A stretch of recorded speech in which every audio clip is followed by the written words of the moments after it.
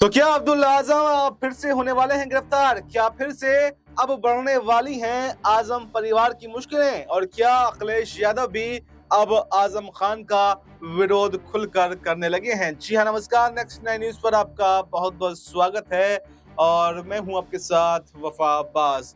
एक तरफ काफी समय के बाद में जहां पर आजम परिवार की मुश्किलें कम हुई थी, यानी कि अब्दुल आजम को जेल से राहत मिली थी, आजम खान की पत्नी को जेल से राहत मिली थी, अब वापस से वो राहत मुश्किलों में तब्दील होती हुई दिखाई दे रही है, क्योंकि यहाँ पर अब डीएम कोर्ट से अब्दुल्ला आजम को बड़ा झटका लगा है और 3 करोड़ 71 लाख रुपए का जुर्माना स्टाम्प चोरी मामले में भेजा गया है।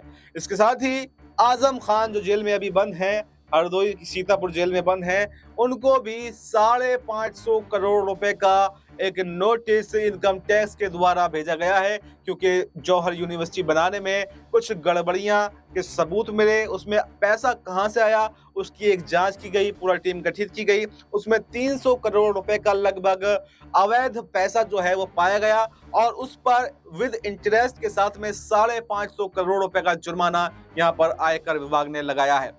तो एक के बाद में एक ये देखा जा रहा है कि जहां पर आजम परिवार की मुश्किलें कम होना शुरू हुई थी, वो वापस से बढ़ने लगी हैं और राजनीतिक गलियारों में चर्चाएं ये हो रही हैं कि अगर अब्दुल्ला आजम और आजम खान जेल से बाहर रहेंगे तो अखिलेश यादव को बड़ी चुनौती मिल सकती है। इसलिए अखिलेश यादव भी नहीं चाहते कि अब्दुल्ला आजम और आजम खान जेल से बाहर रहें। इसलिए उन्होंने बीजेपी के साथ में ये डील कर ली है कि अब्दुल्ला आजम को, आजम खान को जेल के अंदर ही रखो, हम आपसे कुछ नहीं कहेंगे, आप हमसे कुछ नहीं कहेंगे।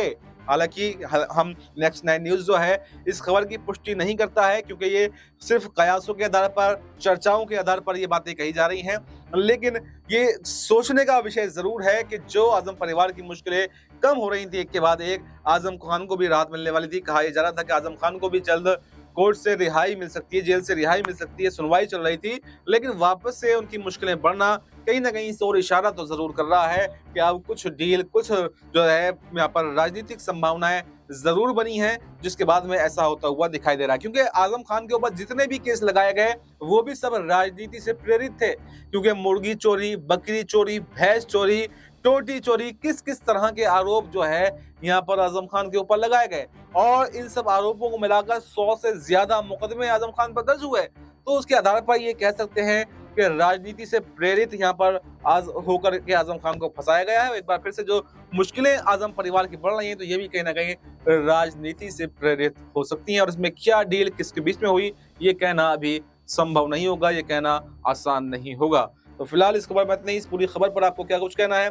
अपनी राय कमेंट बॉक्स में जरूर दें और हमें बताएं, क्या आजम खान जो जेल में बंद है उनको रिहाई मिलेगी या अब्दुल्ला आजम जो जेल जाने की तैयारी बीजेपी कर रही है तो अब्दुल्ला आजम को फिर से जेल हो सकती है। इस पर आपकी राय क्या है? हमें दीजिए इजाजत। नमस्कार।